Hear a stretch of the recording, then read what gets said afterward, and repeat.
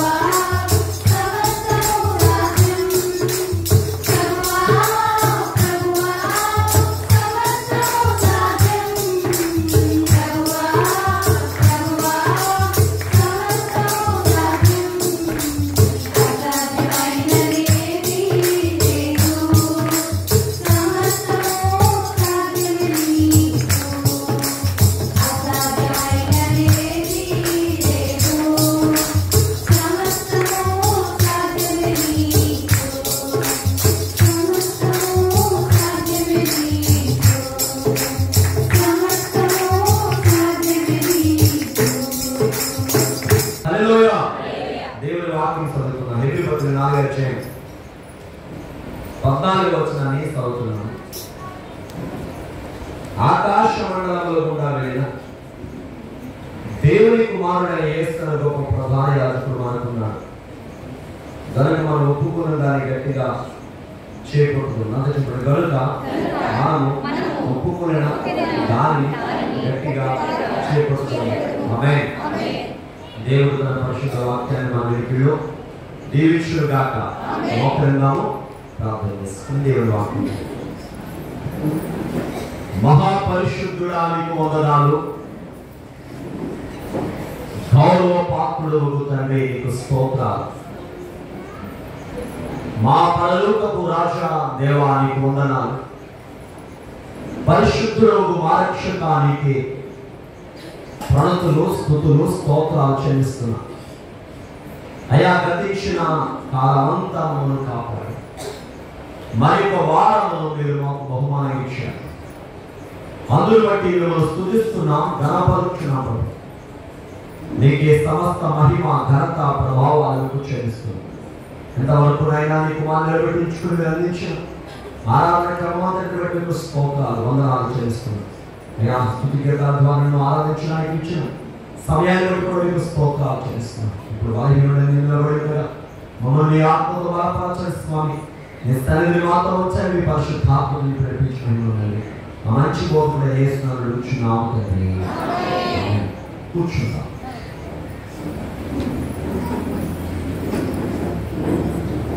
మరియు దైవాజ్ఞాన పరిశుద్ధ శాస్త్రముదోచి మరియు దైవాజ్ఞాన పరిశుద్ధ శాస్త్రముదోచి మునియోచు దేవాగల్లు హరియేచు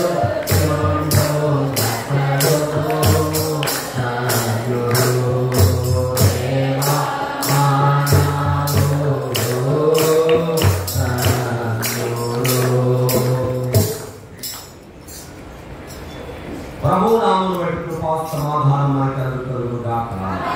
ఆమేన్. దేవుని యందు ప్రియమైన వారలారా, దేవుని పరిశుద్ధ సన్నిధిలో దేవదేవుని పాదాల చెంతకు వచ్చిన మనం దేవుని వాక్యం నుండి కొన్ని సంగతులు ధ్యానం చేసుకున్నాం. అపొస్తలుడైన పౌలు హెబ్రీయులకు రాసిన పత్రిక 4వ అధ్యాయంలో మనం చూసినప్పుడు 14వ వచనం అంటాడు, ఆకాశ మండలంలో గుండా వెళ్ళిన దేవుని కుమారుడైన యేసు అను గొప్ప ప్రధాన యాజకుడు మనకున్నాడు. నాకు చెప్పండి, గొప్ప ప్రధాన యాజకుడు మనకున్నాడు. దేవుని బిడ్డలారా, ఈ మాట చదువుతుంటే మనకు ఎలా ఉందంటే మనం కలిగి ఉన్న గొప్ప ఘనత మనకి కనబడుతుంది.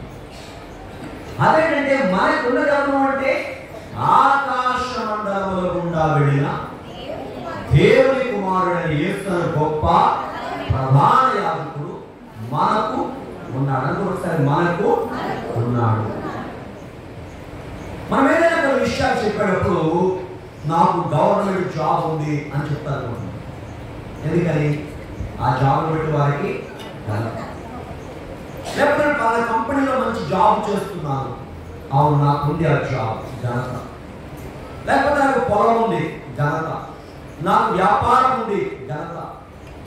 అమ్మా, మనము అనేక రంగాలలో దేవుడు ప్రతి వారిని ఏదో ఒక స్థాయి నిలిపినప్పుడు ఆయా రంగాలను బట్టి ఆయా ప్రత్యేకతను బట్టి మనిషి ఘనపరచబడము లేకపోతే దాన్ని ఘనంగా చెప్పుకోవడం అనేదో జరుగుతూనే ఉంటుంది. ఇక్కడ పౌలు గారు చెప్తున్నాడు ఏమనంటే ఆకాశ మండలముల గుండా వెళ్ళిన దేవుని కుమారుడైన యేసు అను గొప్ప ప్రధాన యాజకుడు మనకు ఉన్నాడు. ఎవరంటేనా ఎలా వెళ్ళాడట? ఆకాశ మండలముల గుండా. దేవుని బిడ్డలారా, పరలోకానికి ఒక పేరు ఉంది కదా. ఏం చెప్పండి పరలోకానికి పేరు? దేవుని సింహాసనం. పరలోకం చెప్పండి, దేవుని సింహాసనం. మందిరంలో దేవుని సింహాసనం ఉండే స్థానం పేరేంటి? అతి పరిశుద్ధ స్థానం లేక పరిశుద్ధ స్థానం. దీనిని పౌలు గారు చక్కని మాటతో మనకి విశదీకరిస్తూ చెప్తారు. మానవుల హస్తకృతముల ద్వారా లేక చేతుల ద్వారా నియమించబడిన పరిశుద్ధ స్థలంలో యాజకుడు ప్రవేశించడం ఘనం కాదు, కానీ దేవుడే నియమించిన ఆ పరిశుద్ధ పర్వతం లేక పరిశుద్ధ స్థలంలో వచ్చిన ఆ పరలోక ముందు ప్రవేశించడమే గొప్ప అని చెప్పాడు. సరే చూద్దామా అమ్మా. ఇప్పుడు వాక్యాలు ఎవరో ఒక్కరే చదవండి, మనకు పాలసీ దొరికింది కదా అమ్మా. ఒకరు ఎవరి వీటిలో ఒక స్థలంలో అంశ స్థలంలో కూర్చొని మైక్రో స్థలంలో వాక్యం ఒక వారం ఒకటి అవకాశం ఉంటాం. వాడు మాత్రం ఇంకా స్థలం ఎందుకంటే గందరగోళం అయిపోతుంది అమ్మా. మన లాస్ట్లో నేను అయ్యగారు వాక్యం చెప్పారు కదా, ఎవరో ఒకళ్ళే లాస్ట్ రోజు. సరే ఓకే, మళ్ళీ రేపు వారం మళ్ళీ ఇంకొక అవకాశం ఉందాం. ఒకసారి చూద్దాం హెబ్రీ పత్రిక 9వ అధ్యాయం 24వ చూద్దాం. అందువలన నిజమైన పరిశుద్ధ స్థలమును పోలి హస్తకృతమైన పరిశుద్ధ స్థలములలో హస్తకృతము అంటారమ్మా. హస్తకృతం ఏంటి? మానవ చేత చేయబడింది. హస్తకృతములో పరిశుద్ధ స్థలములలో క్రీస్తు ప్రవేశింపలేదు గాని. విన్నారండి? మనిషి చేత చేయబడినటువంటివే గొప్ప అని చెప్పుకుంటూ దాన్ని మించినటువంటి డంబాలు అని చెప్పుకుంటున్నామో. ఎంత పెద్ద మందిరం కట్టారో, ఎంత పెద్ద గుడి కట్టారో, లేదా ఎంత పెద్దదో అని చెప్పి మనం ఒకసారి ఏం చేసుకుంటుంటాం, మనల్ని మనం ఏర్పరుచుకుంటాం. కానీ బైబిల్ చెప్తుంది హస్తకృతములది, మానవుల హస్తకృతం. ఇప్పుడు మన కొరకు దేవుని సముఖమందు కనబడుటకు పరలోకమందే దేవునికి స్తోత్రం. హస్తకృతములు హస్తకృతం అంటే మనిషి చేత చేయబడిన పరిశుద్ధతను ప్రవేశించినటువంటి యాజకుడు ఘనమనుకున్నా కానీ హస్తకృతములు కానీ పరలోకమందు దేవుని చేత నిర్మించబడినటువంటి ఆ పరలోక పట్టణంలో మన ప్రభు ప్రవేశించాడు. ఇది ఏంటి అంటే అన్ని ఘనతల కంటే గొప్ప ఘనత. దేవునికి స్తోత్రం. సంపూర్ణమైన ఘనత దేవునికి మహిమ కలుగును గాక. అందుకే ఆకాశ మండలముల గుండా వెళ్ళిన సాధారణంగా మనం కొన్ని సందర్భాల్లో వారు వచ్చే వాహనాలను బట్టి వారికి గణిస్తాం. అవునా? కారు ఒక ఘనత, కారు కంటే విమానం ఇంకా ఘనత, హెలికాప్టర్ వస్తే అమ్మా ఇంకా ఘనత, ఇప్పుడు మేఘం మీద వెళ్తే ఆ ఘనత ఎవరికి ప్రభువు తప్ప. అదే అన్నాడు పౌలు గారు, ఆకాశ మండలముల గుండా వెళ్ళిన యేసును గొప్ప ప్రధాన యాజకుడు మనకు. ఎంత గొప్పవాడంటే కొన్ని విషయాలు జ్ఞాపకం చేస్తాను. హెబ్రీ పత్రిక 1వ అధ్యాయం 3వ వచనం 4వ వచనం.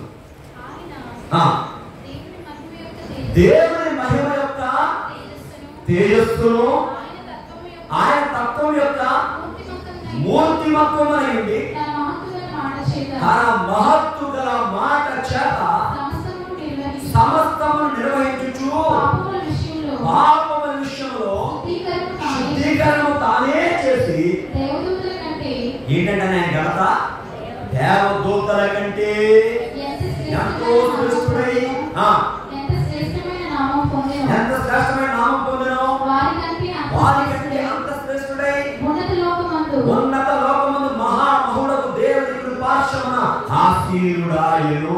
ఎంత ఘనత చూశారా? మనం కలిగి ఉన్న ప్రాఫిట్ లేక మనం కలిగి ఉన్నటువంటి ఆస్తి ఏంటంటే ఇహలోకానికి మాత్రమే సంబంధించింది కాదు, పరలోకానికి కూడా సంబంధించింది. దేవునికి స్తోత్రం. ఆ ప్రభువుని మనం ఆస్తిగా పొందాం. ప్రభు మన ఆస్తి, ప్రభు మన ఆస్తి. ఆయన మనకున్నారు. ఎవరున్నారమ్మా? చాలా సందర్భాలు మనకి ఏదైనా సమస్య వచ్చిందనుకోండి, వెంటనే మనం ఏమంటామంటే పలానా వారు నాకున్నారు తెలుస్తాను. అయితే పెద్ద ఆయన నాకు బాగా పరిచయం, నాకు ఏదో వచ్చినా చూసుకుంటాడు అని మనం ఒక భరోసాతో మాట్లాడాలి. ఇప్పుడు ప్రభు అనుకున్నారు, ఆయన ఎవరైనా ఆకాశ మండలముల గుండా వెళ్ళిన దేవుని కుమారుడు యేసు గొప్ప ప్రధాన యాజకుడు అనుకున్నాడు. చూడమ్మా, ఆయన మనకున్నాడు. లేక మనము ఇప్పుడు ఎవరిని కలిగి ఉన్నాం? ప్రభుని కలిగి ఉన్నాం. ఎందుకంటే ఆయన మనట అలాగ ఏర్పాటు చేసుకున్నాడండి. ఒక వచనం చూద్దాం. పేతురు రాసిన మొదటి పత్రిక 2వ అధ్యాయం 10వ వచనం చూద్దాం. పేతురు రాసిన మొదటి పత్రిక 2:10. ఒకప్పుడు ప్రజగా ఉండక ఏమయ్యామండి? ఒకప్పుడు ప్రజగా లేము, ఇప్పుడు ఎలా ఉన్నాం? దేవుని ప్రజలమయ్యాం. దేవునికి స్తోత్రం. ఒకప్పుడు కనికరింపబడింది, ఇప్పుడు కనికరింపబడింది. నాకు చెప్పండి, మనము దేవుని ప్రజలమైతిమి. ఎవరు ప్రజలమైతిమి? ఇందాక చదువుకున్న మాట ఏంటి? ఆయన అనుకున్నాడు కదా. ఇప్పుడు ఆయన మనం ఏం చేస్తున్నాడు? తనకి ప్రజలుగా చేస్తున్నాడు. మీరు యోహాను సువార్తలో చూస్తే యేసు ప్రభువు చక్కని మాట చెప్తారండి. 15-16 మీరు నన్ను ఏర్పాటు చేసుకోలేదయ్యా, నేనే మిమ్మల్ని ఏర్పాటు చేసుకున్నాను. ఎవరు ఏర్పాటు చేసుకున్నారు? మన ప్రభువే మనల్ని ఏర్పాటు చేసుకున్నారు. ప్రభు ఏర్పాటులో, ప్రభు చిత్తములో, ప్రభు యొక్క ఉద్దేశంలో మనం ఉన్నామండి. ఎంత ధన్యులు. ఒక్కసారి దేవుని స్తోత్రం చెప్పండి. హల్లెలూయా. దేవుని బిడ్డలారా, ఆయన మనకున్నాడు, ఆయన మనం ఏర్పాటు చేసుకున్నాడు. కనుక మనం ఏం చేయాలంటే రెండో మాట, అదే ముఖ్యమైన మాట. ఆ రెండో మాట అంటే మనము చెప్పండి, మనము ఒప్పుకొనిన దానిని గట్టిగా చేపట్టుము. మన ప్రభు అనుకున్నారు, ఆయన మనం ఏర్పాటు చేసుకున్నారు కనుక మనం ఏదైతే ఒప్పుకున్నామో దానిని మనం గట్టిగా పట్టుకోవాలి. ఎలాగమ్మా? గట్టిగా పట్టుకోవాలి. దానికి మనం ఏదైతే విలువైన వస్తువులు మన ఇంట్లో ఉంటాయో, బంగారం కానీ, వెండి కానీ, లేదా భూమి పత్రం కానీ, లేదా విలువైన వస్త్రాలు కానీ, అవి మనం జాగ్రత్తగా ఉంచాలి. గట్టిగా పట్టుకోవాలంటే జాగ్రత్త భద్రం చేస్తాం చేయం. అలా చేయాలంటే ఏమై ఉండాలి? విలువైనవి ఉండాలి. మన ప్రభువును మనం తెలుసుకున్నాం కదా. పౌలు గారు అంటారు కదా, సమస్తమును పరీక్షించండి, మేలైన దానిని చేపట్టండి. దశరాశి పత్రిక 5వ అధ్యాయం మనం చూస్తూ ఉంటాం. మనం పరీక్షించి ప్రభువును తెలుసుకున్నాం, శోధించి ప్రభువును తెలుసుకున్నాం, ఆయన ప్రత్యేకత మనం తెలుసుకున్నాం. కనుక మనం ఎలా ఉండాలంటే ఆయన ఎంతో స్థిరముగా ఉండడమే గట్టిగా పట్టుకోవాలి. ఉదాహరణకు మాట చెప్తాను. మోషే గారు దేవుడి చేత పిలువబడ్డాడు. దేవుడు పిలిచి, మోషే ఇశ్రాయేలుని విడిపించాలి, ఐగుప్తుకి వెళ్ళాలని దేవుడు చెప్పాడు. వెంటనే మోషే మాట్లాడిన మాట, అయ్యా నేను ఎంతటి వాడను. ఏమన్నామా? మొదటి అనుమానం మోషే గారికి, నేను ఎంతలోని? దేవుడు ఇచ్చిన జవాబు, నిశ్చయముగా నేను నీకు తోడై ఉంటాను. రెండోసారి బాగా పరీక్షిస్తున్నాడు దేవుడు.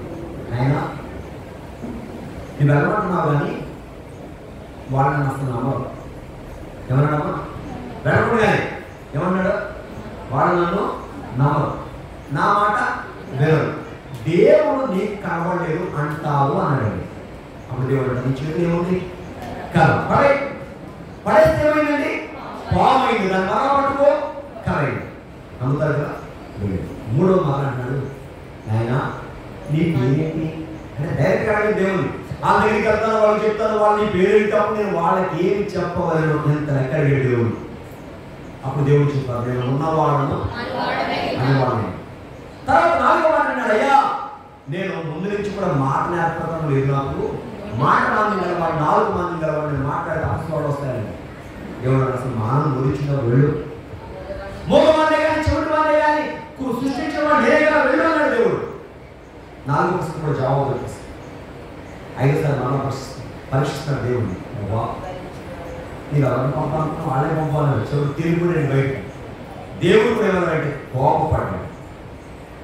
ఎప్పుడైతే దేవుడిని పరీక్షించి ఆయన పరిపూర్ణ చూచాడో, ఆయన ఉద్దేశం తెలుసుకున్నాడో, ఇక నిర్గమాకాండం 5వ అధ్యాయంలో దేవుని పనికి ఉపక్రమించిన మోషే రవ్వంతా కూడా దేవుని మీద అనుమానం కానీ, వ్యత్యాసం కానీ, బాధ కానీ, భేదం కానీ లేకుండా ఇశ్రాయేలు తనని ఏమన్నా, ఐగుప్తీయులు తనని ఏమన్నా ఆ నిందలన్నీ దేవుని కొరకు వందనగా భరించి ముందుకు వెళ్ళాడు. ప్రియమైన దైవ జనాంగమా, దేవుని పరీక్షించిన మనం కూడా, పరీక్షలు చేస్తున్న మనం కూడా ఎలా ఉండాలి? మనము స్థిరముగా ఉండాలి, అదే గట్టిగా ఉండాలి. బలముగా ఉండాలి, అదే గట్టిగా ఉండాలి. దేవునితో నిలకడగా ఉండాలి, అదే గట్టిగా ఉండాలి. ఆయన గొప్పవాడిని తెలుసుకున్నాం. ఆకాశ మండలంలో వెళ్ళిన దేవుని కుమారుడిని యేసు అనే గొప్ప ప్రధాన యాజకుడు మనకు ఉన్నాడని మనం తెలుసుకున్నాం కదా. ఆయన కలిగి ఉన్నాం కదా. ఆయన మనం ఎలా ఉండాలంట? స్థిరముగా. ఎలాగమ్మా? స్థిరముగా. 7 అంశాలు సమయాన్ని బట్టి ఇవాళ జ్ఞాపకం చేస్తున్నాను. మొదటిగా మనం దేవుని విషయంలో స్థిరముగా ఉండాలని పరిశుద్ధాత్ముడు మనకి హెచ్చరిస్తున్నాడయ్యా అంటే దేవుని వాక్యం చెప్తుంది. హెబ్రీ పత్రిక 10వ అధ్యాయం 23వ వచనం చదువుకుందాం. వాగ్దానం చేసిన వాడు నమ్మదగిన వాడు కనుక మన నిరీక్షణ విషయమై మనం ఒప్పుకున్నది నిశ్చయముగా. అందరూ చెప్పండి, వాగ్దానము చేసిన వాడు నమ్మదగిన వాడు కనుక మన వాగ్దానం విషయం ఎలా ఉండాలి? అమ్మ చెప్పండి ఏంటిగా? నిశ్చయముగా అంటే స్థిరముగా పట్టుకోవాలండి. ఏం పట్టుకోవాలమ్మా? దేవుని మాట. ఎవరి మాట అమ్మా? దేవుని మాట ఎందుకు మనం ఎలా ఉండాలి? స్థిరముగా. దేవుని వాగ్దానం ఎలా ఉండాలి? స్థిరముగా ఉండాలి. బైబిల్ విషయమైన మనకి దేవుడు ఒక చక్కని మూలవాక్యాన్ని దైవజనుల ద్వారా మనకి హెచ్చరించారు. బైబిల్లో వాక్యం చెప్పండి, ఆయన మీతో చెప్పునది చెయ్యండి. మనం కూర్చుని చేద్దామా, వచ్చింది చేద్దామా, నేర్చుకుని చేద్దామా కాదు. ప్రభు చెప్పింది చేయడం. ప్రభు చెప్పినట్టు అక్కడ పరిచారకులు చేస్తారు యోహాను సువార్త 2 కాబట్టి ఆ అద్భుతం ఏంటంటే నీళ్లు ద్రాక్షారసముగా ఏమైంది? ఇవాళ వాక్యంలో మనం చూస్తే దేవుడు వాగ్దానం చేసినది నెరవేర్చడానికి ఆయన సమర్థుడు. కానీ మనం దేవుని వాగ్దానాన్ని తప్పిపోకుండా మనం ఏం చేయాలి చెప్పడమ్మా? అందుకే బైబిల్లో మాట్లాడండి, వాగ్దానం తప్పిపోతుందేమో అని మనం జాగ్రత్తగా అయి ఉండాలట. దేవుని వాగ్దానం ఏం చేయకూడదు? తప్పిపోకూడదు. ఆ వాగ్దానం ఎలా ఉండాలో? స్థిరముగా ఉండాలి. ఎలా ఉండాలమ్మా? స్థిరముగా. వాక్యం నుంచి ఒక చిన్న మాటను జ్ఞాపకం చేస్తాను. రోమపత్రిక 4వ అధ్యాయం 18వ వచనం చూడండి సార్. నీ సంతానము అమ్మా, నీ సంతానము ఇలాగు ఉండును. అమ్మ వినండి, దేవుడు చెప్పాడండి అబ్రహాం గారికి, నీ సంతానము ఇలాగు ఉండును. ఎలా ఉండును? ఓ అబ్రహాం, నీ సంతానం ఆకాశం నుండి నక్షత్రముల వలె ఉంటారు, సముద్ర తీరం అందరి ఇస్రాయేలు వలె ఉంటారు అని చెప్పేటప్పటికి అబ్రహాం గారికి ఏమైనా ఆధారాలు ఉన్నాయా? ఉన్నాయమ్మా? అందుకే అక్కడ వాక్యం చేస్తా, ఇలాగ ఉందని చెప్పిన దాన్ని బట్టి తాను అనేక జనములకు తండ్రి అన్నట్లు నిరీక్షణకు ఆధారము లేనప్పుడు అతడు నిరీక్షణ కలిగి నన్ను. దేవుని వాగ్దానం అందుకునే టయానికి ఏ ఆధారం లేదు, ఏమి కనబడలేదండి. కరెక్ట్ దేవుడు ఆ మాట మీద ఎలా ఉన్నాడంటే స్థిరముగా ఉన్నాడండి. ఎలా ఉన్నాడమ్మా? స్థిరముగా. మీకు చాలాసార్లు చెప్పాను, ఒక్కసారి జ్ఞాపకం చేయండి. దేవుని మాట మీద స్థిరంగా ఉన్నవాడు తన బలహీనత చూడడు, సమస్య చూడడు, దేవుని మాటలైందే ఆనందిస్తాడు, దానిలో ముందుకు వెళ్తాడు, దేవుని యొక్క అద్భుతాన్ని చూస్తాడు. ఖచ్చితంగా నన్ను వాస్తవం చెప్తాను. హల్లెలూయా. అబ్రహాం గారి వయసు 147 వయసు వచ్చినప్పుడు ఇస్సాకు పెళ్లి చేయాలి. ఇస్సాకు వయసు అంతా 40. తండ్రి వయసు అంతా 140. కొడుకు వయసు అంతా 47. తండ్రి వయసు ఏమైపోతుంది? పెద్ద అయిపోతుంది. అవును కదా? కుమార్ వయసు అంతా 47. అంటే ఈ వయసు కూడా ఏమైపోయింది? పెళ్లి చేయవలసిన వయసు దాటింది కదా. ఇంట్లో ప్రతికూలత ఏంటి? అప్పటికే శారమ లేదు, అంటే అబ్రహాం భార్య చనిపోయింది. ఇప్పుడు ప్రజలంతా ఎవరుంటుంది? అబ్రహాం గారు. అబ్రహాం గారి గోల్ ఏంటి? కనానీ కుమార్తెలు ఎవరిని పెళ్లి చేసుకోకూడదు. కానాయి కుమార్తె ఎవరైనా కోడగా పలికారు. ఎవరు కావాలి? వాళ్ళ బంధువుల ఇంటికి వెళ్ళి అక్కడి నుంచి అమ్మాయి కావాలి. ఈ బాధ్యత అంతా ఎలియాజు నెత్తిమీద పెట్టి పంపిస్తారు. ఎలియాజు అంటే వెళ్ళేటప్పుడు, అయ్యా ఒకవేళ మీ ఇంటికి ఆ అమ్మాయి రానంటే ఆ ఇంటికి మీ అబ్బాయిని తీసుకెళ్ళిపోవచ్చా అని అడిగాడు. అప్పుడు అబ్రహాం చెప్తున్న మాట అద్భుతంగా ఉంటుంది. ఏంటమ్మా సార్, నన్ను దేవుడు పిలిచి ఈ భూమిని నీకు నీ సంతానానికి ఇస్తానని చెప్పిన పరలోకపు దేవుడు నీకంటే ముందుగా తన దూతను పంపిస్తాడు, నా ఇంటికి కోడలు వస్తుంది అని చెప్పాడు. దేవునికి స్తోత్రం. 140 వయసు. ఎందుకు కారణం ఏంటంటే దేవుని మాట మీద స్థిరపడ్డాడు, దేవుని మాట మీద నిలబడ్డాడు. అమ్మా, ప్రతికూలతల వయసును బట్టి కనబడుతుంది. ప్రతికూలతలు అక్కడ ఎవరు జనానికి అక్కడ రుణమాలు చేసుకోవడం నాకు ఇష్టం లేదు. అలా కనబడుతుంది. ఎన్ని ప్రతికూలతున్నా ఒకే ఒక మాట అనుకోడుతుంది, అదే దేవుని వాగ్దానం. అమ్మ అర్థమైందా? ఎన్ని ప్రతికూలతలున్నా వాగ్దానం ఏం చెప్తుందండి? చెప్పండి. అవును అన్నమా, ఎట్లా చెప్పండి? ఎస్. నువ్వు కాదంటావా? మనం కాదన్నా, మన మనసు జాగ్రత్తేమో లేదేమో కాదేమో ఇవే ఎప్పుడు వస్తున్నాయి. అందుకే పౌలు గారికి మాట్లాడండి. కొరింథీ పత్రిక 2వ పత్రిక 1వ అధ్యాయంలో మీరు 19వ వచనం చూసినట్లయితే రాయబడింది, దేవుని వాగ్దానములు ఎన్నైనను అవన్నీ క్రీస్తు నందు అవునని చెప్పుచున్నది. అవునా కాదా? అవును. మనం కావాలి కాబట్టి వాగ్దానం ఎలా ఉండాలి? అంటే గట్టిగా పట్టుకోవాలి. దేవుడు మీరు చేసిన వాగ్దానం ఎలా పట్టుకోవాలి? గట్టిగా. అందరూ చెప్పడమా? గట్టిగా చెప్పండి. గట్టిగా కదా, గట్టిగా చెప్పాలి కదా అమ్మా, గట్టిగా చెప్పండి. గట్టిగా ఏం పట్టుకోవాలి? మొదటి వాగ్దానం. అదే అర్థమేనా? మీకు ఉదాహరణ చూపించాను. అబ్రహాము ఎన్ని ప్రతికూలత ఉన్నా ఒకటే అనుకూలత, దేవుని వాగ్దానం. మనం కూడా దేవుని వాగ్దానం మీద అలా నిలబడాలి, స్టాండ్ అవ్వాలి. గట్టిగా.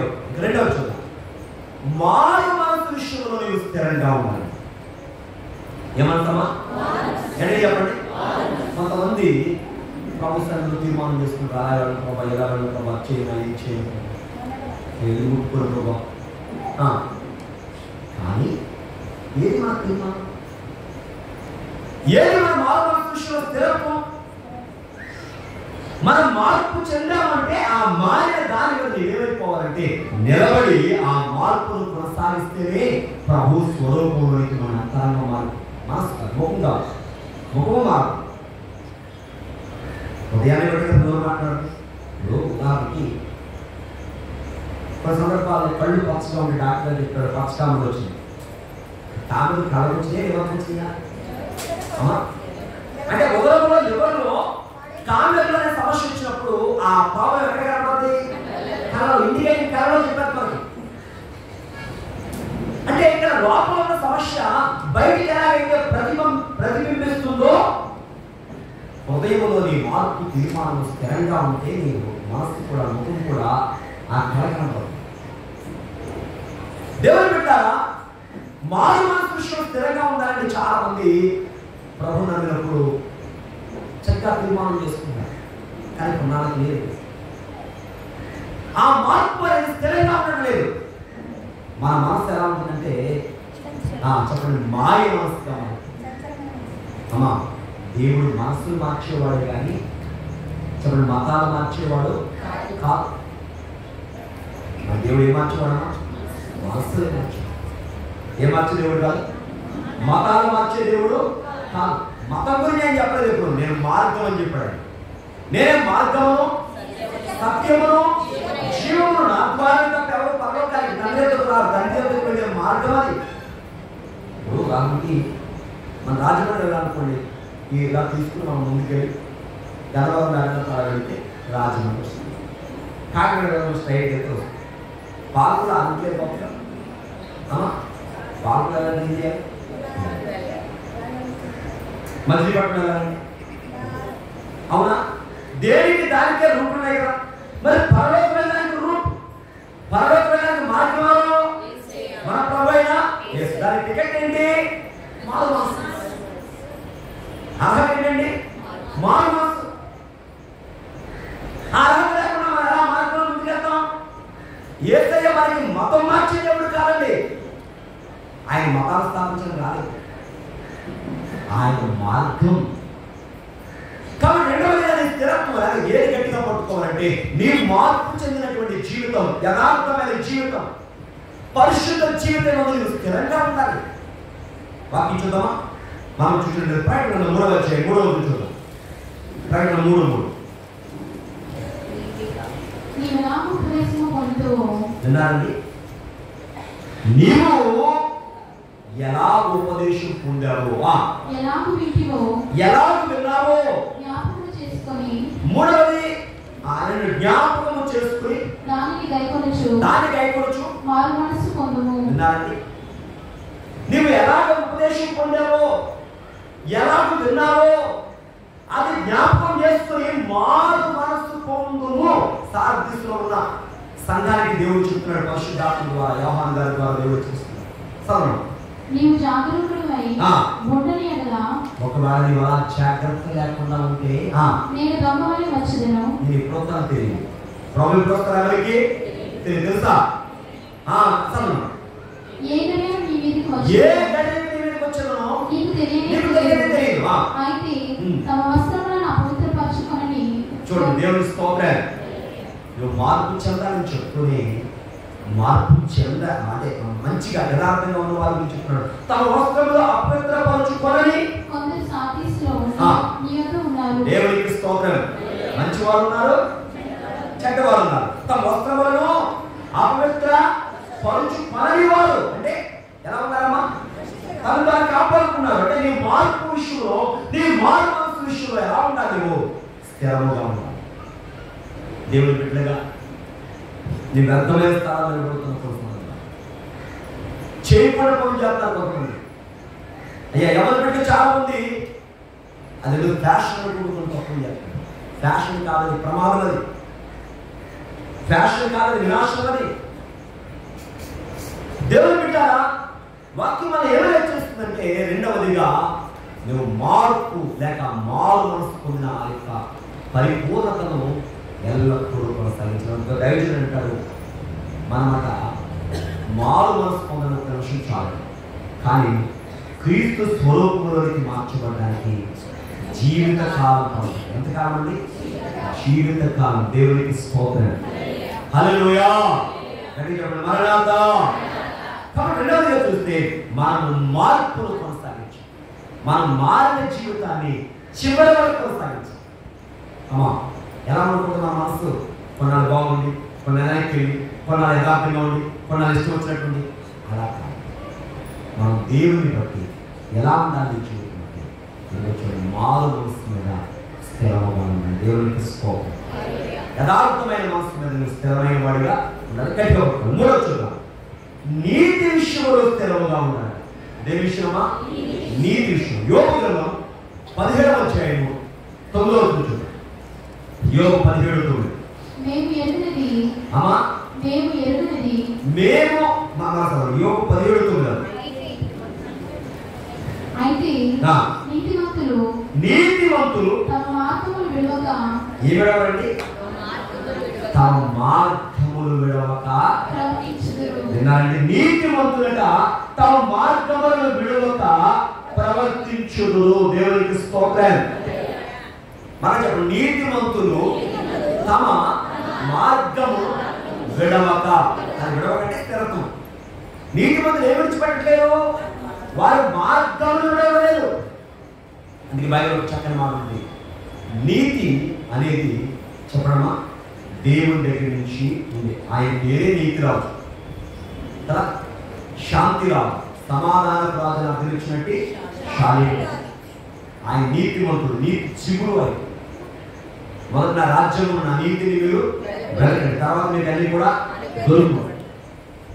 నీతిమంతులట తమ మార్గం ఏం చేయలేదు, ఆ మార్గంలో వాళ్ళు ముందుకు వెళ్తున్నారు. అమ్మా ప్రభు రక్తం చేత కడగబడి ఆయన బట్టి నీతిమంతులను పేరు కలిగిన మనం దేవుళ్ళకు ముద్ర వేస్తాడు నీతిమంతులు. మరి నీ నీతిని ఏం చేసుకోవాలి? కాపాడుకోవాలి. నీ మార్గం ఎలా నడవాలి? జాగ్రత్తగా కుడికి ఆమెకు తొలగిపోకుండా నడవాలి. దేవునికి స్తోత్రం. హల్లెలూయా. కాబట్టి ఆ తర్వాత మాట చూడడం, నిరపరాధులు పొందుదురు. అంతకంతకు బలం పొందుకుంటారు. చెప్పడం నిరపరాధులు అంతకంతకు బలము పొందుదురు. దేవునికి స్తోత్రం. ఏమవుతారంటండి? అంతకంతకు చెప్పండి. క్రమక్రమం ఏమొస్తుంది? బలము. అందరూ చెప్పినట్టుగా బలం. దేవునికి స్తోత్రం. ఏ విడవలేదు కాబట్టి వారి మార్గమును విడవలేదు. వస్తాయి మార్గంలో దారంలో వెళ్తామండి. గొయ్య గొప్పు రాదా, ఎదురు గొప్పులు రావాలని వస్తాయి. ఇవన్నీ కూడా మన విశ్వాస జీవితాన్ని బలపరచడానికే తప్ప చెప్పండి మనం ఏం చేయడానికి కాదు, వెనక్కి లాగడానికి కాదు. నేను మన వాక్యం ఆకలి ఇసాక్ గారు ఈ వాక్యాన్ని బావుల గురించి ఒక వారం మీకు చెప్పాను. చెప్తున్నా ఎంత జరుగుతుంది? ఇసాక్ తల్లి బావులు చెప్పాను కదా ఒక ఆధారం. ఇసాక్ బాగా తగ్గాడు ఇస్తే మొదటి భాగం జగడం, రెండో భాగం తగ్గాడు విరోధం. ఈ రెండు బావులు పిలిస్తే లాగేసుకున్నారు కదా. కానీ ముందుకెళ్ళింది ఆయన ప్రయాణం ఆగిపోయింది. ఆయన లక్ష్యం ఆగలేదు. శ్రమల నుంచి ఆగిపోలేదండి. ఆయన ఎదురవుతున్న ఇబ్బందుల నుంచి ఆగిపోలేదు ఆయన. కానీ ఏం చేశాడు? ఇక రెహబోతు వంటి అనుభవం వచ్చినప్పటికీ ఆ శత్రువులు కూడా ఆయన దగ్గర రావడానికి అవకాశం రాలేదు. కాదు దేవుని బిడ్డలారా, ఒక్కసారి మీరు ఆలోచించాలి. వాళ్ళ నీతిమంతులు తమ మార్గం ఏం చేయండి? ఎప్పుడు వాళ్ళ యొక్క విధానం, వాళ్ళ యొక్క పద్ధతి, వాళ్ళ దేవుని కలిగి ఉన్న విశ్వాస జీవితాన్ని, ప్రార్థనా జీవితాన్ని, పరిశుద్ధ జీవితాన్ని, అతి నీతి కలిగి యథార్థతను వాళ్ళు విడిచిపెట్టక ఏమవుతారు? ముందుకు సాగారు. అంతేకాదు వారు నానాటికి ఏం పొందుతారట? బలం వచ్చేస్తుంది. ఎందుకంటే ఆత్మీయ బలం వస్తుంది. పరిపూర్ణంగా వారు బలపరచబడతారు. దేవుని బిడ్డ ఇవాళ మనం నీతి ఎందుకు కనుక, యథార్థత ఎందుకు కనుక పరిపూర్ణంగా లేకపోతే ఒకవేళ మనం అవడానికి కనపడుతున్న బలహీనులు. కాబట్టి నీతి ఎందుకు మనం ఎలా ఉండాలి? స్థిరంగా ఉండాలి. ఇంకొక మాట మీకు జ్ఞాపకం చేస్తాను. 101వ కీర్తన 6వ సంవత్సరం. నా యొద్ద నివసించినట్లు దేశంలో నమ్మకస్తులైన వారిని. ఎవరమ్మా? దేవుడట నా యొద్ద నివసించినట్లు దేశంలో నమ్మకస్తులైన వారు నేను కనిపెట్టుచున్నాను. దేవునికి స్తోత్రం. ఎవరు నీతి కలిగి ఉంటారో, ఎవరు నమ్మకస్తులుగా ఉంటారో వాళ్ళు దేవునితో నివసించే బాధ్యత లభిస్తున్నారు. దేవునికి స్తోత్రం. మీకు ఆదికాండం చూసుకుంటే ఒక ఆయన చక్కగా ఎంత అద్భుతంగా రాసిందంటే రాయబడిన వాక్యం అంటే అతని వంశావళి గురించి రాస్తూనే దేవుడు ఎలా రాస్తుంది? ఆదికాండం 6వ అధ్యాయం 8వ 9వ నోవాహు వంశావళి ఇదే. నోవాహు వంశావళి ఇదే.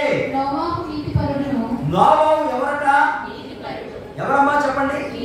వంశావళి రాస్తే నోవాహు తండ్రి పేరు ఉండాలి, నోవాహు తాత పేరు ఉండాలి, నోవాహు ముత్తాత పేరు ఉండాలి. అంతే కదా. వంశావళి రాస్తే నోవాహు కుమారుడి పేరు ఉండాలి, అక్కడ నోవాహు మానవుడి పేరు ఉండాలి కదా. అవి ఉన్నాయి తర్వాత. కానీ ముందే రాయబడింది వంశావళి ఏంటంట? నీతిపరుడు, నిందలేనివాడు, దేవునితో నడిచినవాడు. దేవునికి స్తోత్రం. అంటే నోవాహు గారు తన జీవితంలో యథార్థతను చూపించాడు. తన నీతి యందు విడవక ముందుకెళ్ళాడు. దేవుడు ఏమయ్యాడు? బలమైన వాడయ్యాడు. దేవునికి స్తోత్రం. చిన్న మాట ఇక్కడ చెప్పాలి. నోవాహు గారు దేవుని యందు ముందుకెళ్తున్నాడు. దేవుని మాటను బట్టి ముందుకెళ్తున్నాడు. నోవాహు దేవుడు ఒక గొప్ప అనిపించాడు. మనందరూ తెలుసు. ఏంటా పని? వాడ కట్టాలి. వాడ కడుతూ ప్రజలు హెచ్చరించాడు. ఇదిగో వాడ కడుతున్నారు, త్వరలో జలప్రయాణం రాబోతుంది, ప్రజలు రండి, నేను కట్టే వాళ్ళు రండి అయ్యా, లేకపోతే మీరు జలప్రయాణం చచ్చిపోతారని ప్రకటించారు. కానీ అక్కడ వాతావరణ పరిస్థితులు జలప్రలయానికి అనుకూలంగా లేవు. ఉన్నాయా? ప్రజలకు ఏమైపోయిందంటే నోవాహు పిచ్చిపట్టింది. జలప్రయాణం అసలు ఇక్కడ జలప్రలయం ఎందుకు వస్తుంది? మనం ఎత్తైన స్థలంలో ఉన్నాం, అనుకూలంగా ఉన్నాం, చక్కగా సౌకర్యం ఉందని చెప్పి అనుకున్నాం. నోవాహు లోకానికి పిచ్చివాడిగా, వెర్రివాడిగా నోవాహు మాట కనబడుతున్నాయి. కానీ దేవునికి నోవాహు ఎలా కనబడుతుందంటే నీతిపరుడు, నిందలేనివాడు, దేవునితో నడిచినాడు. దేవునికి స్తోత్రం. కానీ దేవుడు చెప్పిన సమయం వచ్చేసి 120 అయిన తర్వాత నోవాహు దేవుడు ప్రారంభించారు. 120 తర్వాత వాడు సిద్ధపరచబడిపోయి దేవుడు చెప్పాడు, నేను ఇంటి వారు వాళ్ళు ప్రవేశించారు. జలప్రలయం వస్తుంది. అప్పుడు అర్థమైంది, ఓ నోవాహు ఎవరో? నీతిపరుడు, నిందలేనివాడు, దేవుడితో నడిచిన వాడు. నోవాహు పని దేవుడు చెప్తే చేసిన పని. అందుకే నోవాహు మనం చనిపోతున్నామని ప్రజలు తెలుసుకున్నారు కానీ రక్షణ పొందే అవకాశం లేదు. దేవుడు బిడ్డ, అందుకే నీ నీతి నువ్వు నోవాహు వలె యథార్థంగా ఉంది. ప్రతికూలంగా కనబడితే పరిస్థితులు అనుకూలంగా ఎందుకు కనబడతాయండి? ఎందుకంటే దేవునికి లోకానికి సంబంధం లేదు. లోకంలో మనం ఉన్నాం, దేవుని బట్టి యథార్థంగా మనం జీవించాలి, దేవుని బట్టి ముందుకు వెళ్ళాలి. నోవాహు పరిస్థితుల వైపు చూడలేదు కానీ ప్రభు వైపు చూచాడు. దేవునికి స్తోత్రం. అందుకే నోవాహు యొక్క బలం ఏంటంటే దేవుని మాట మీద నిలబడ్డాడు కనుక బలమయ్యాడు. ఆ బలాన్ని బట్టి ఆయన కుటుంబం కూడా రక్షించబడ్డారు. దేవునికి మహిమ కలుగును గాక. అందరూ చెప్పండి, నానాటికి యథార్థవంతులు నానాటికి బలాన్ని వృద్ధిని పొందెదరు. దేవునికి స్తోత్రం. కాబట్టి నీ మార్గం ఏ మార్గంగా ఉండాలి? నీతి మార్గం. చెప్పడమా? అందరూ చెప్పండి. ఒకటి, వాగ్దానం మీద స్థిరంగా ఉండాలి. రెండు, నువ్వు మార్పు చెందిన మారు మనస్సు ఏదైతే ఉందో ఎవరి మీద జాగ్రత్త. దుస్తుడు యవనస్తులను పాడు చేయడానికి ప్రయత్నం చేస్తాడు. కాబట్టి మీరు ఎవరులైన మీరు చాలా జాగ్రత్తగా. మూడవది, నీతి యందు నీవు నిలకడగా. నాలుగవది చూస్తే ప్రేమ యందు నిలకడగా. ఏంటమ్మా? అందరూ చెప్పాలి. ప్రేమ అంటే అందరూ మాట్లాడే ప్రేమ కాదు, యేసయ్య ప్రేమ. ఎవరి ప్రేమ అండి? శాశ్వతమైన ప్రేమ. అందరూ చెప్పండి, పరిపూర్ణమైన ప్రేమ. దేవునికి స్తోత్రం. త్యాగము చూపిన ప్రేమ. అందుకే యేసయ్య యోహాను సువార్త 15:11 చాలాసార్లు చదువుకునే వచ్చింది. ఆ స్నేహితుల కొరకు ప్రాణం పెట్టేవాడి కంటే ఎక్కువైన ప్రేమ గలవాడు యేసు ప్రభువారి ప్రేమ ఎక్కువ. ఎంత ఎక్కువ అంటే ప్రాణము పెట్టేటంత ఎక్కువ. ఎంత ఎక్కువమా? ఎవరు పెట్టగలండి ప్రాణం? ఒకరి కోసం పడాలని ప్రాణం పెట్టగలరా? అంటే కదా, ఒకరు బాగా మరొకరు పడలేము. పడగలరా? ఎవరు బాగా? ఎవరికైనా కాల్ దిగిందండి, ఆ బాగా మనకి ఆ కాల్ దిగిన వాడికి ఆ బాగా కుదరడం ఏదైనా నొప్పి వస్తుంది. అది ఆ బాధపడే మనం ఓచుకోమంటాం కానీ మనం ఏం చేయడం. అలాగే ప్రియమైన వాళ్ళని గమనించండి, యేసుక్రీస్తు వారి ప్రేమ ఎంత గొప్పది. చెప్పండి, ప్రాణం పెట్టేదంత గొప్పది. ఇప్పుడు ప్రాణం పెట్టేదంత ప్రేమ ఎవరు చూపించారు? యేసు ప్రభు చూపించారు. దేవునికి స్తోత్రం.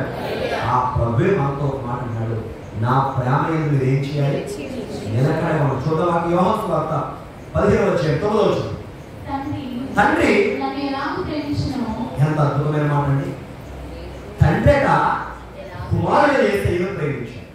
తండ్రి నన్ను ఎలాగో ప్రేమించానో చూసారు ఎంత గొప్ప ప్రేమ పొందుకున్నాం మనం పొందుకున్న ప్రేమ. ఏ ప్రేమ? యేసయ్య చేత మనకి ఇవ్వబడిన పరలోక ప్రేమ. అనండి అందరూ కూడా, యేసయ్య చేత మనకి ఇవ్వబడిన పరలోక ప్రేమ. అంతే కదా ప్రభు చెప్పారు, తండ్రి నన్ను ఎలా ప్రేమించానో నేను అలాగే. అంటే నేను పొందుకున్న గిఫ్ట్, దేవుని ప్రేమ అనేది గిఫ్ట్ ఏదైతే ఉందో ఇది పరలోకపు ప్రేమ. అందుకే దానికి ఉన్న పేరు అగాపే. ఏం పేరండి? దేవుని ప్రేమ, శాశ్వత ప్రేమ, పరిపూర్ణమైన ప్రేమ. ఈ మాట చెప్తున్నాను, నా ప్రేమ యందు. గట్టిగా చెప్పడం మీరు అందరూ ఓపిక. మీటింగ్ నేను మొన్న అయిపోయింది శుక్రవారం. నేను అందరికీ పడుకున్నాను. అవునా? మాట్లాడలేదు. నా ప్రేమ యందు నిలిచి ఉండండి. ఎలాగో ప్రాక్టీస్ చేయాలి. ఆయన ప్రేమ నిలిచి ఉండడం అంటే పౌరు భక్తుడు కొరింథీ పత్రిక 13 ఆయన ప్రేమ ఉప్పొంగదు, అమర్యాద కనబడదు, స్వప్రయోజనం విచారించుకోదు, త్వరగా కోపపడదు, డంబముగా పడదు, మచ్చల పడదు, అసూయ పడదు, స్వప్రయోజన విషయంలో విచారించుకోదు. ఇవన్నీ చెప్పుకుంటూ వచ్చి లాస్ట్ అంటాడు, విశ్వాసము, నిరీక్షణ, ప్రేమ ఈ మూడు నిలిచిన వీటిలో శాశ్వతమైంది ప్రేమయే అని. అలాంటి ప్రేమని చెప్పేది లోక సంబంధమైన ప్రేమ కాదంటే.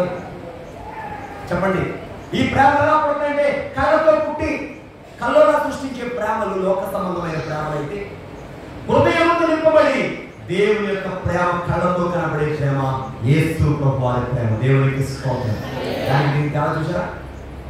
కళ్ళతో కలిగే ప్రేమ కల్లోలాలు సృష్టిస్తుంటే హృదయంలో పుట్టే ప్రభు ప్రేమ ఏం చేస్తున్నామా? శాశ్వత కాలం నడిపిస్తుంది కనుక మనలో ఎవరి ప్రేమ ఉండాలి? యేసయ్య ప్రేమ ఎలా ఉండాలమ్మా చెప్పండి? నిలకడగా స్థిరముగా. తండ్రి నన్ను ఎలాగో ప్రేమించను, నేను కూడా మిమ్మల్ని అలాగే ప్రేమిస్తున్నాను. నా ప్రేమయందు మీరు నిలుచున్నాను. నేను నా తండ్రి ఆజ్ఞలు గైకొని ఆయన ప్రేమ నిలిచిన ప్రకారం మీరు కూడా నా ఆజ్ఞలు గైకుంటే ఆ దేవుని ప్రేమ నిలిచి ఉండండి. ఒట్టి అయిపోదట. ఆయన ఆజ్ఞలు గైకుంటే ఆయన ప్రేమ ఎందులో నిలిచిన వారు. దేవునికి స్తోత్రం. ఒక చిన్న మాట చెప్పాలి. ఇశ్రాయేలుకు దేవుడు మన్నా ఇచ్చాడు కదమ్మా? ఇచ్చాడా? మన్నా ఎంత దగ్గరగా ఉంది? అసలు దూరం కాదు కదా, ఇంటి పక్కనే. వారి పాలెం చుట్టూ మన్నా కురుస్తుంది. ఎంత ఉంది మన్నా? సరిపడంత, తోడుకునేంత. ఏరుకోకూడదు, ఒక గింజ ఏరుకోకూడదు. ఓ రాతి తోడుకోవడమే. కానీ దేవుడు చెప్పాడండి, మనిషికి వచ్చి ఒక పావు కేజీ ఓమెర పాట. ఎంతట? ఒక ఓమెర. ఓమెర అంటే 50 దశమానం. 50 అంటే 2 సేవలు. అందులో దశమానం పావు కేజీ కదా, 250 గ్రాములు. అంత తీసుకోవాలట. ప్రిమేర వల్ల కొలత ప్రకారం తీసుకున్న వారి ఇల్లు కళకళలాడిందండి. దేవుడు స్తోత్రం. కొలత కాకుండా ఎక్కువ తీసుకున్న వారి ఇల్లు కంపు కొట్టింది. ఎందుకని? ఆజ్ఞ ప్రకారం పాటించడం ఆహారం చక్కగా సరిపోయింది. ఆజ్ఞ కాకుండా ఎక్కువ తెచ్చేస్తున్న వాడు ఇల్లు ఏమైపోయింది? మళ్ళీ ఆయన దుర్వాసన వచ్చింది కదండి, చెడిపోయింది కదా ఆహారం. దేవుడు పెట్టాలి. ఇప్పుడు చెప్పండి, దేవుడు వారికి ఆజ్ఞతో నడిపించాడా? ఇశ్రాయేలుకు దేవుడు ఎన్నో మేలు చేశాడు. కానీ వాళ్ళు ఎక్కువ దేవునికి ఇష్టంగా ఉండలేకపోయారు. కొన్ని 10 చూస్తాం. కారణం ఏంటండి? దేవుని ఆజ్ఞలు వాళ్ళు పాటించలేకపోయారు. దేవుడు పెట్టారా? ఎప్పుడైతే దేవుని ఆజ్ఞలు మనం పాటిస్తామో దేవుని ప్రేమ ఏంటో మనం నిలిచిన వారు, అదే నిలకడగా ఉంటాం, గట్టిగా పట్టుకుంటాం. దేవుని స్తోత్రం. ఆ తర్వాత వచ్చింది చూస్తే అప్పుడు మీ సంతోషం నాలో ఉంటుంది, మీ సంతోషం మీలో పరిపూర్ణమవుతుంది. దేవునికి స్తోత్రం. మన ఇప్పటివరకు 4 విషయాలు తెలుసుకుంది. ఎన్ని విషయాలమ్మా?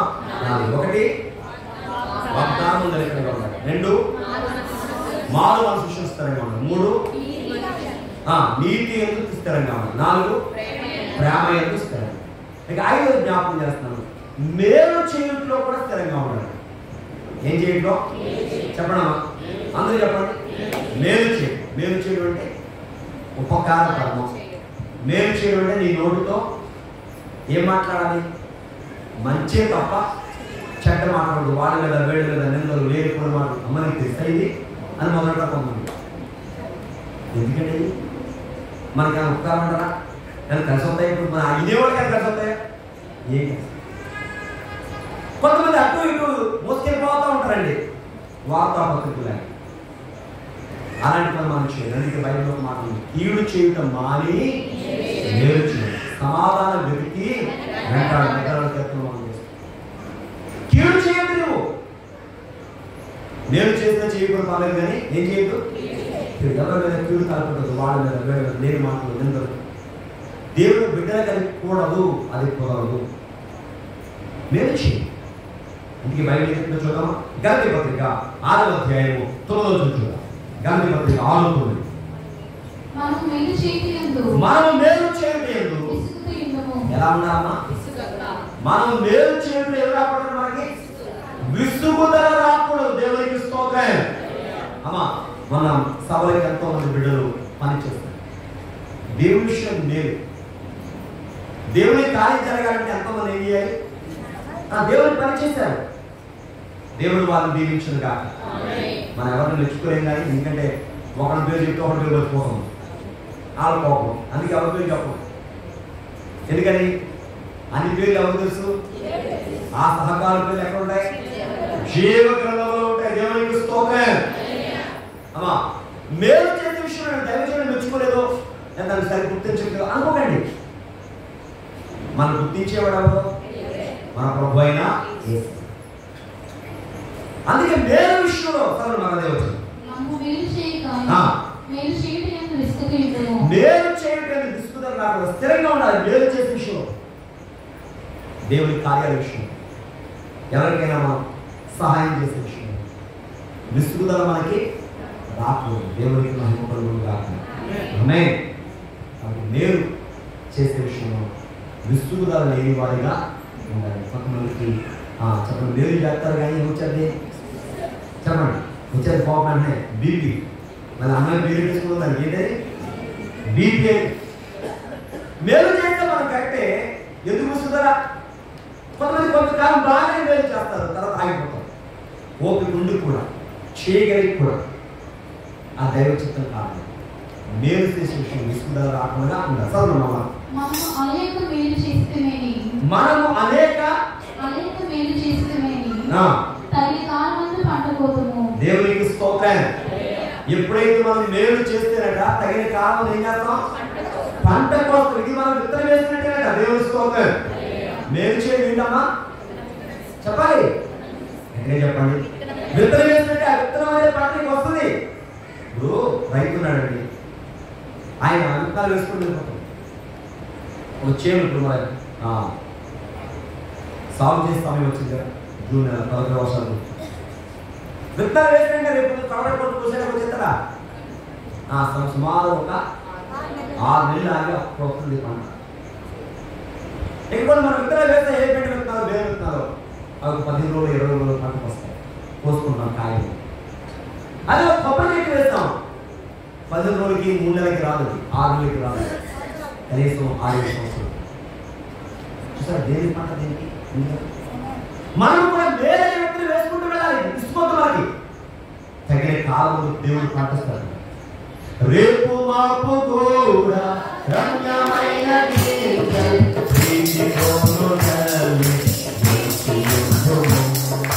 రేపు మాపు కూడా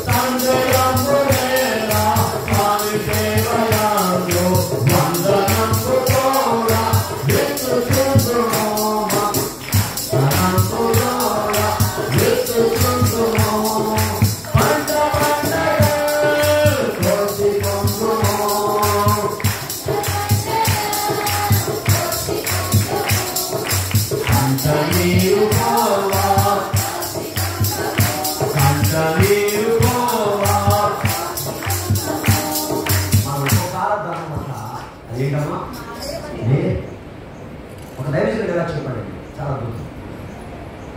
అబ్రహాం గారికి దేవుడు కనబడినప్పుడు ఆదికాండం 18 దేవా నువ్వు భోజనం చేస్తేనే కుదరదు అని చెప్పి ఎక్కువగా పరిగెత్తుకుంటూ వెళ్ళి ఆశతో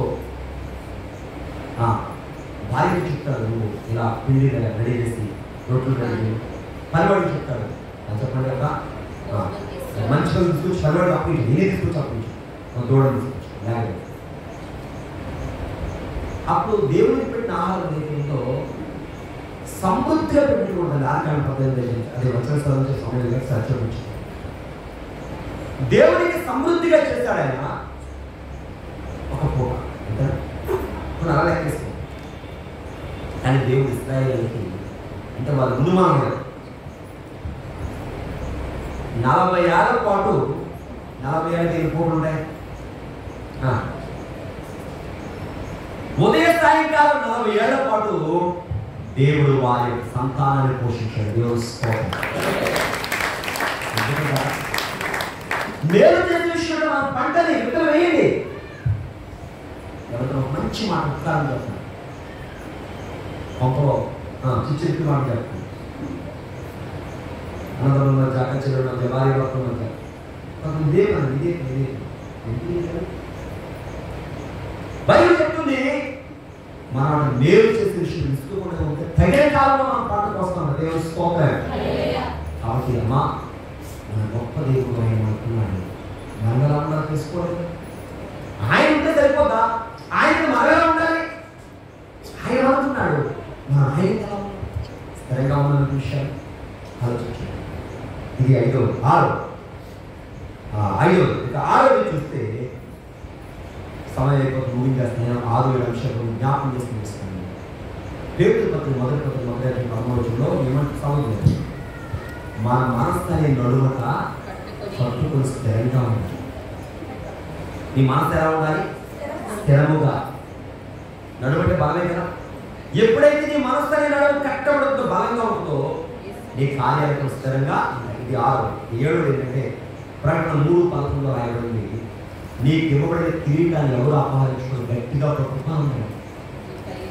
అమ్మా, నీకు ఇవ్వబడిన కిరీటాన్ని ఎవరు అపహరించుకొని గట్టిగా పట్టు, జాగ్రత్త చేసుకో.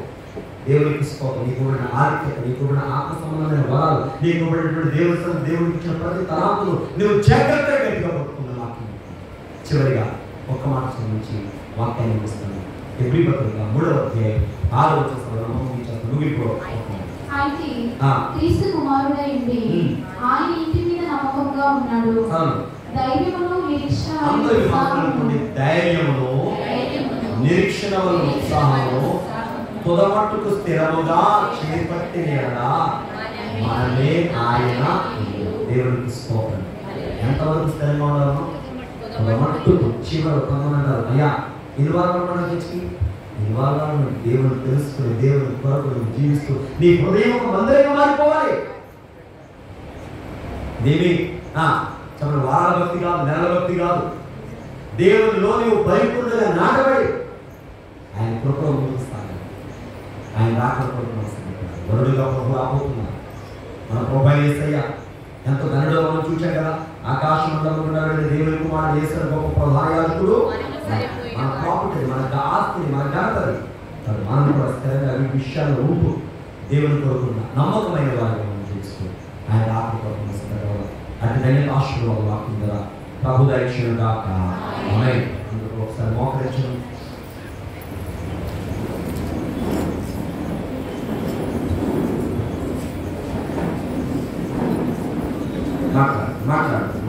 మాట్లాడు శబ్దంగా ప్రభు సన్నిధిలో.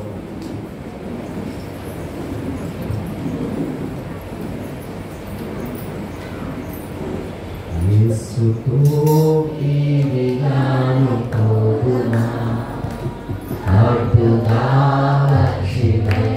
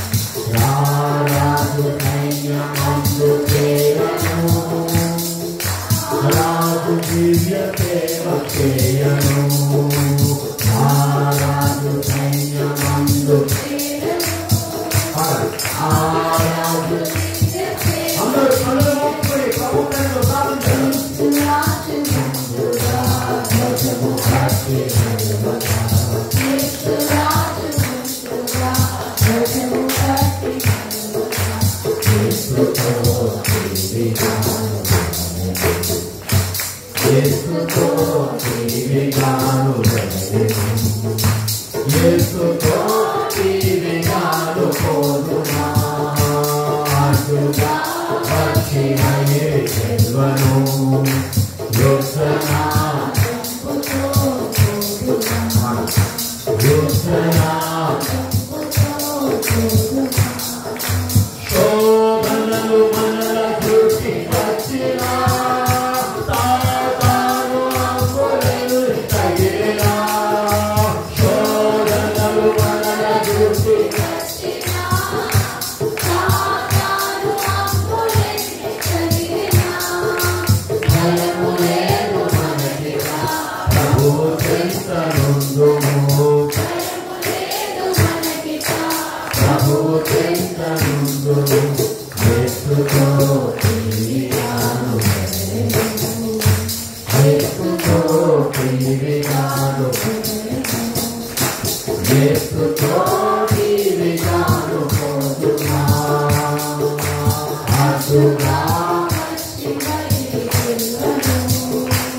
Hosanna,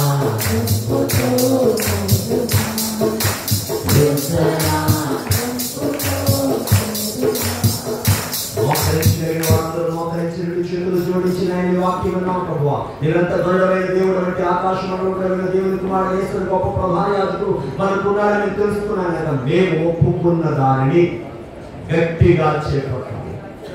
నేను వాగ్దాన విషయంలో గట్టిగా ఉంటాను, మారు మనసు విషయంలో గట్టిగా ఉంటాను, మా నీతి విషయంలో గట్టిగా ఉంటాను, అలాగే మేము మేలు చేసే విషయంలో గట్టిగా ఉంటాను, అలాగే ప్రేమ నిలకడగా ఉంటాను.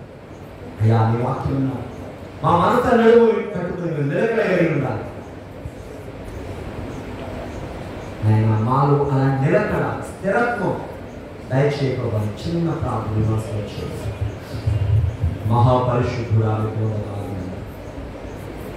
గౌరవపాత్రుడు కంటే నీకు స్తోత్రం. మా పరలోకపు దేవానికి వందనాలు. అయ్యా ఇంతవరకు నిలబడిన వాక్యము మా అందరి అంతరంగంలో తెలుసు. దేవా మీ ఆత్మతో మమ్మల్ని బలపరచండి. నేను ఎలా స్థిరముగా ఉండాలి, ఎలా గట్టిగా ఉండాలి అయ్యా మాకు తెలియపరచండి. మీ ఆత్మతో మమ్మల్ని బలపరచండి. సన్నిధి మాతో వచ్చాయి మటుకు స్థిరముగా చేపట్టిన మనమే ఆయన ఇళ్ళను వాక్యం అలాంటి స్థిరత్వం మాకు దయచేసి అన్ని విషయాలు మనం స్థిరులుగా వచ్చి మీరు ఆఖరికి విన్న వాక్యాన్ని అందరి అంతరంగంలో ఉద్ధరించి యేసు నామములో ఉంచున్నాము తండ్రి. ఆమేన్. అందరికీ మరణాత.